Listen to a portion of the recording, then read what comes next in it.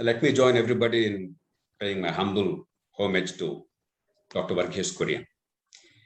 He was an extraordinary combination of intellect, integrity, passion, compassion, competence, and charisma.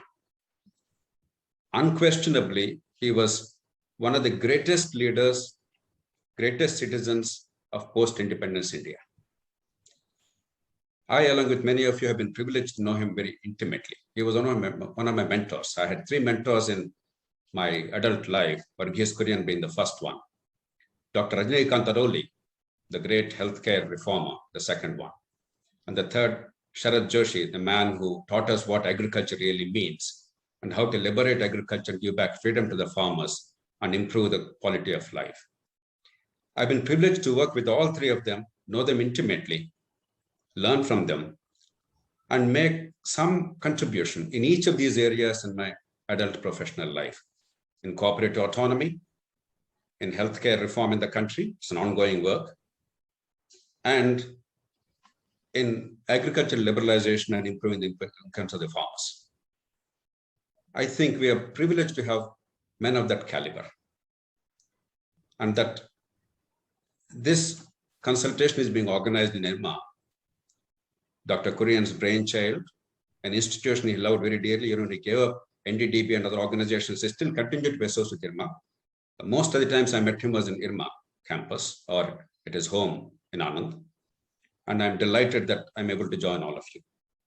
I want to specially mention Mr. M. Ramareddy, one of the participants who's going to now speak after me, an exceptional human being who embodied all the qualities of citizenship, inspired by Kurian, fought for true democracy and liberty all his life, and gave intellectual leadership and content to what Kurian fought and taught. Without Cooperative Development Foundation and Mr. M. Ramareddy, I don't think we would have been sitting here discussing what we're discussing today. Whether it is the creation of the Max Act, with which I was closely associated under his leadership largely. Fortuitously, I was Secretary to Chief Minister at that time. And the Chief Minister was willing to look at things afresh, Mr. N.T. Ramarao. And Mr. Ramareddy gave leadership, and we could enact a law which was a remarkable one. 8 states followed suit. And fortuitously, again, a major political party embraced that idea without any deep reflection or philosophical moorings, but embraced the idea and made it a part of their electoral campaign. And again, fortuitously, I was invited to be in the National Advisory Council to give effect to their common program. And I had the privilege of, again, steering this 97th Amendment. I am completely opposed to Part 9B. I disagree with Sri Vinesh Shaji with due respects. It's wrong and it's bad and it's inelegant. It's wrong because once Article 19(1)(c) is amended to give the protection already available but not adequately understood, but to explicitly recognize the protection of Article 19(1)(c) along with societies and unions. To write a chapter giving a rigid structure was both redundant and unconstitutional, because it's directly violating Article 19(1)(c). Because 19(4) says the only laws that can be made by the legislature in respect of the societies, unions, and cooperatives would be in order to protect the sovereignty and integrity of India, public order, and morality. Nothing else. You may have all the wonderful intentions in the government. We must examine it from in the context of the citizen versus the state. Union states will come to it later, but citizen versus state. The fundamental rights capture the essence of citizens' liberties. State comes secondary. State is not primary. If we don't accept that notion, if we get confused as Indian jurisprudence got it confused until 1990s and actually until 2012, I think we'll continue to languish. Even today's discussions indicate the confusion in our minds. Citizen is primary. Nobody is granting autonomy to citizens. It is inherent. We, the people, grant it to ourselves. That's what a fundamental right is. 19.9b was unnecessary, redundant, because you cannot write an article of a constitution or a chapter or a part for every fundamental right. Local governments are different. Even there, we erred wrongly in having a long amendment. We made it a mess. We created overstructured, underpowered local governments, but that's at least a part of the democratic governance structure. Whereas this is citizens' organization independent of the state. There may be linkages, there may be association, there may be public policy, but it's independent of the state. It's not the state. We must all internalize this idea. It's very simple in concept, but difficult because we all grew up in a milieu of government control being automatic. Even I, when I was appointed as the MD of the Apex Banks in Andhra Pradesh, I honestly thought, in my ignorance, it was a perfectly natural thing for me to be appointed as MD of the cooperative banks. How absurd it is. What business does the state have to appoint an executive of a cooperative bank or any other cooperative organization? But we have internalized it. Intelligent, well-meaning, public-spirited people have actually internalized the notion that government is the father of everything. I don't want us to come back to that again. And two, Mr. Minesha talked about the virtues of this Part 9b. No, I disagree. It imparted rigidity. Look at Max Act. It gives flexibility to the members to decide the form of government as long as it's democratic and member controlled. For instance, staggered terms. Now, this Part 9b doesn't allow that. It's fixed election, fixed term. An en masse election across the whole state, basically paving way to politicization of the worst kind. I'm a great admirer of politics. Actually, I coined the expression, politics as a noble endeavor, but not the way politics is practiced today in India. Therefore, an external authority conducting elections en masse for all cooperatives together is a guaranteed recipe for politicization of the worst kind and a disaster. That's exactly what happened all over the country. So it might be an innocuous Part 9b, but actually its consequences are profound apart from the constitutional implications. It's of course inelegant. I am offended as a citizen that expressions like central government, I don't know if the scholars have noted this, nowhere in the Constitution of India until 97th Amendment do you find an expression called central government. I'm deeply offended. There is no central government in the Constitution. In common practice, you may be using it. There's only Union of India. Or if you choose to use a politically accurate expression, federal government. There's no central government. That the Constitution actually, in this amendment in Part 9, we talked about central government, to me is anything. And for the first time, the Constitution talked about a specific law being sacrosanct. Constitution never talks about that. It talked about Banking Regulation Act. Intent is sound, but the inelegant expression, a law made by Parliament to regulate financial institutions, not Banking Regulation Act. I can go on and on. In fact, I pleaded with the government at that time. Please don't have Part 9b. But of course, they had the power. They felt the longer the amendment, the greater the political mileage, which is nonsensical. Even on the last day when the cabinet was approving the Part 9b, I pleaded with the Prime Minister, gave a written note. Mr. Ramreddy and I sat and we thought through it and prepared the note. And I said, please don't approve this. But of course, we have a process in India which on paper appears very nice, but in reality, it has no content at all. You go through the committees, the cabinet, but there's no application of mind. Things happen. And I don't attribute malice or any villainy. I attribute inertia, ignorance. So Part 9b should be out. Then the federal question. I broadly agree with my predecessor, Mr. Thomas Isaac, Dr. Thomas Isaac, except that the states must have no greater role either.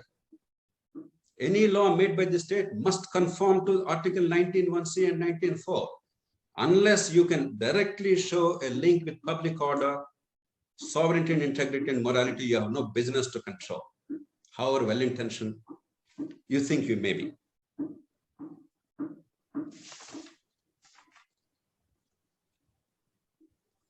The third issue, there is going to be a problem in future because there are many people who would argue that it's a good thing to have Part 9b or something similar to that and have a rigid framework, however well-meaning it is. The Supreme Court has only quashed it on the ground of Article 368(2) being violated. Namely, that a state subject listed under item 32 of the list 2, the Parliament, through a constitutional amendment, has legislated. It's a perfectly legitimate judgment. I completely welcome it, but that's not enough. A much stronger ground is a fundamental rights chapter. Supposing tomorrow another Parliament enacts this by 2/3 majority, and they get the majority consent of the state legislatures in the country, that still is unconstitutional because it is violative of Article 19(1)(c) itself, because these provisions are not in furtherance of sovereignty and integrity of India, public order and morality. The state wishes to control by whatever means.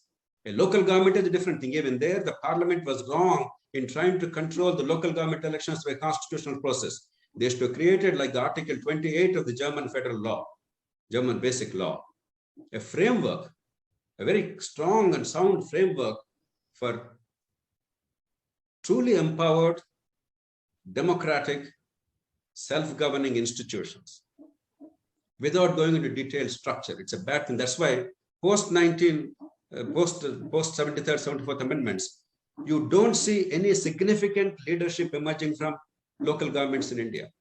Along with L.C. Jain, all of us have been great champions of local government. There's almost no voice left for local governments in India today. They're a joke. They're overstructured, underpowered. This is not even a local government. It's independent of the state. Therefore, any constitutional provision is wrong. And even if a law is made, that law that goes beyond the confines of public order, morality, and sovereignty integrity is wrong. Therefore, all the cooperatives and institutions must be ready to fight on that ground, because that challenge is real. Please remember, you did not require 19(1)(c) in a sane society. Because in our country, we intuitively, wrongly, instinctively thought that cooperatives are controlled and owned by the government, this became necessary. Even the courts urged repeatedly. I remember when we were fighting on the Max Act in Andhra Pradesh at the time, the government in the middle of the night promulgated an ordinance and then removed all the managements of the Max cooperatives, mostly dairy cooperatives in Andhra Pradesh at the time, very successful dairy cooperatives, and then took over the management. I went to a very leading Supreme Court advocate, one of the most eminent advocates of India, a personal friend of mine. I said, will you argue for us? He said, by all means. After he agreed, I asked him, what do you believe actually? Do you believe cooperatives should be controlled by the government? He said, of course, yes. Because each of us has a bee in the bonnet. Because he had some cooperatives in mind, some housing society, something where he was unhappy with the management. So he wanted government control. I said, no, thank you. You're not the right person to argue for me. He said, I am one of the leading advocates of India. You came to me, and the moment you asked, I said, yes. You were saying no to me. I said, no, thank you. You're unfit for me. Then we went to Mr. P.P. Rao. Mr. Ramreddy and I went to Mr. P.P. Rao, late Mr. P.P. Rao. And he argued very ably, and we won the case. Because even our jurists, good people, honest people, public-spirited people have not understood the spirit of the Constitution in this respect.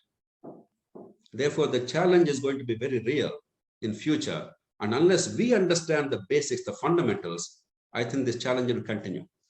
We already lost more than half a century, maybe 3/4 of a century. We can't lose another quarter century. Now, what will happen now? I presume that we'll all work together to see that there's no challenge in Parliament in the form of another Part 9B with states' consent. Even if that happens, we must ensure that A, the state laws now conform to the constitutional provisions, and they must be either repealed or something like Max Act must come into effect in all states of the country with certain variations. And there'll be further challenges because state bureaucracy is really affected. Union bureaucracy has no serious claim or stake in the cooperative management. State bureaucracies believe that they control them. You and I understand that. I don't have to go into great detail. Therefore, in each state, we must be willing to fight, because once a constitutional right is created and recognized, unless there is a judicial interpretation as and when the need arises and a body of jurisprudence develops, these bodies don't get protection on a permanent basis. So for the next 10, 15 years, we have to continue to fight. Finally, will they succeed? That is the question addressed by my two predecessor speakers on this panel. Success requires great leadership. We require Tribhuvan Das Patels, we require Koreans. We require Vishwanath Reddy's of Mulkanur and many other great cooperatives of India. We require people like Ram Reddy. It is always, as Margaret Mead said, never doubt that a group of thoughtful, committed citizens can change the world. Indeed, that's the only thing that ever did. The assumption of democracy is that they always exist. Every society has people of that quality. Do we have institutional mechanisms to allow them to come to the fore, become the dominant people in organization, in decision-making with accountability, and make the results of their work, the fruits of their labor, manifest themselves? That is true in the context of governance in a democracy. And we have in some ways done well, some ways we messed up quite a bit. That is true in economic independent private enterprises, like it is a private enterprise, cooperative, except it's a unique form of organization, make no mistake. This unique independent economic enterprise like cooperatives.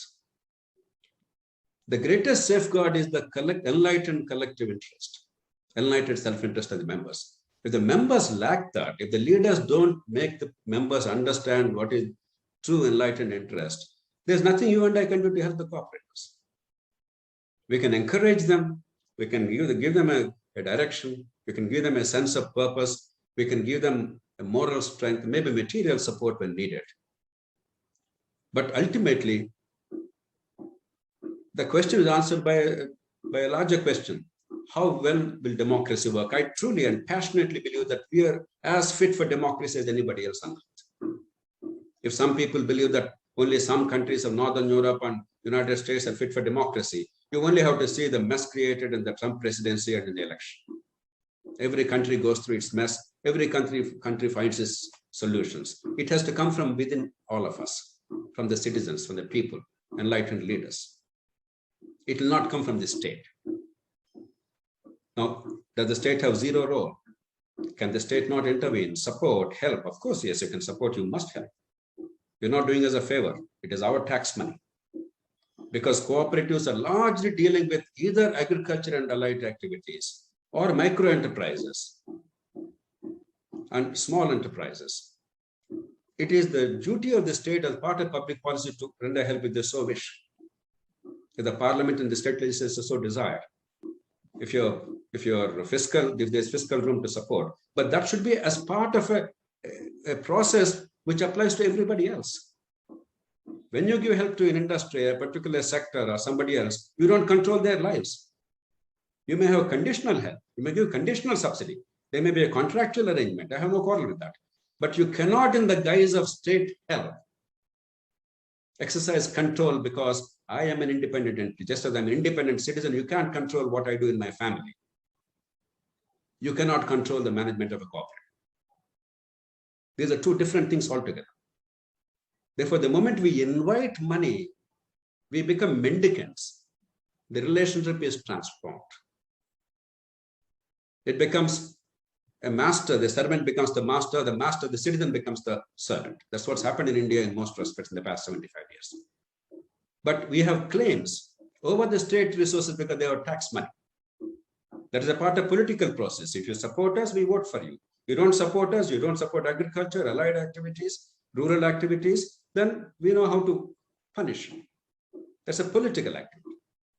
And governed by contractual relationship, not by legal control, not by legislative control. The government is not the MIBA.